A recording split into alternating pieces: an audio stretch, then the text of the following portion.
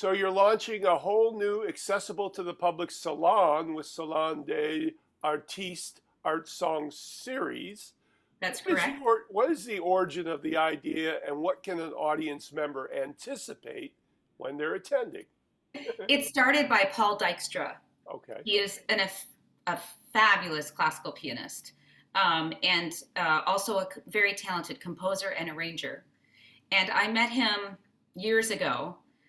He's played for me, I don't know, maybe since 2014 or something. So I work with him a lot when I need help on some arias or some really difficult music. So through him, Salon des Artistes it's the actual studio that he has in the Fine Arts Building in Chicago on Michigan Avenue. And he has several singers that he really enjoys working with. Luckily, I'm one of them. So I am launching the series with Lili Boulanger's Clairières dans le Ciel. And it's a studio space, very intimate, probably can fit about 50 people in there. He has two fabulous grand pianos. Very good. So anyway, that's what you can expect. Walking in the door, taking a seat in an intimate setting, and learning about music probably you've never heard. So, accompanied by Paul Dykstra, your opening salon will be the complete song cycle by Lili Boulanger, who lived only to age 24 during the earliest 20th century. Explain what a song cycle is and why did it naturally become your first presentation?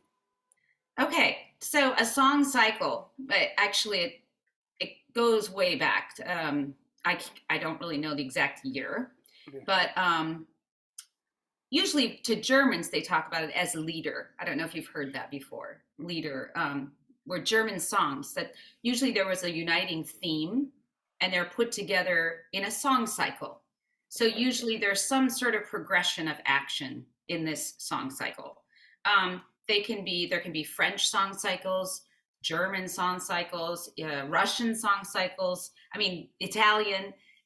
And this particular song cycle by Lili Boulanger really attracted me when I was doing my master's degree at the University of Houston. And all I did was hear a recording of some of these songs. And I just couldn't contain myself. Wait till you hear it. It's just so expressive and so deep and complex. And there's so many different emotions running throughout these songs. Lili Boulanger was she could think so deeply at such an early age. And a lot of people, well, I think it's probably because her father died when she was 6. And she was very close to her father, and she experienced that grief very strongly, even at age 6. And that's very informed in her music. And actually, she also struggled with Crohn's disease her whole life. And so she was in and out of being very sick while studying her music. And she too was very close to death often. So these songs, they also express some death in them. But the main idea of this cycle is that they're actually written by a poet named Francis Jam. And they're about unrequited love and how this man, in my case, it'll be a woman, falls for this woman who is graceful and thin and young and awkward. She can be sort of trembling and a little afraid. Very interesting young lady that this man this woman is in love with, and keeps thinking that maybe that person will be in love with her or him, and it doesn't happen. So it's this complex cycle of ups and downs through unrequited love. And it ends basically in him or her saying that death would be better. The level of musicianship in our modern times has probably never been more educated or deep. Why do you think the classical composers of the past still dominate performance in orchestras and operas? Is it because the creative pursuits of those masters were different in a non-technical age? Or is it that modern musicianship simply doesn't stand up to those unique talents? The reason I am more attracted to classical music at this time in my life is because it's technically more challenging for me as a singer. Also because I don't use any sort of audio audio enhancement, right? So it's just the live voice and the live instrument. Nothing is changing that, you know. Right. That's one thing for me.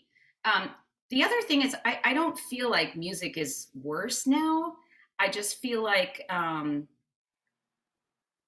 don't find as many beautiful things. Maybe I am, you know, set in the old era or something. I don't know, but Boulanger actually, she didn't die till 1918, so that's what 100 years ago. So at least that's not that old. And I do sing a lot of modern music too. Sure. But I will say, yeah, I rarely listen to an opera that I really, really love and think is so fantastic in this modern time. Huh. When you are performing a song cycle of the past, as you are doing in your upcoming Salon, at what point in the rehearsal process to you does that you begin to feel the heart of what the composer is communicating, and how do you use that feeling when you do the eventual performance? Right. So I can feel the heart of what the composer is communicating when I first hear a piece and when I look at what the words mean. I can feel that pretty fast. Now, being able to communicate that is a different thing. Right. I've done a lot of study and research on these pieces, as has my pianist, Paul Dykstra. And I can honestly say that this week, which is the week of the concert, I feel like we had a rehearsal on Wednesday and my voice teacher, Coach Maria Lagios, coached us. It was awesome.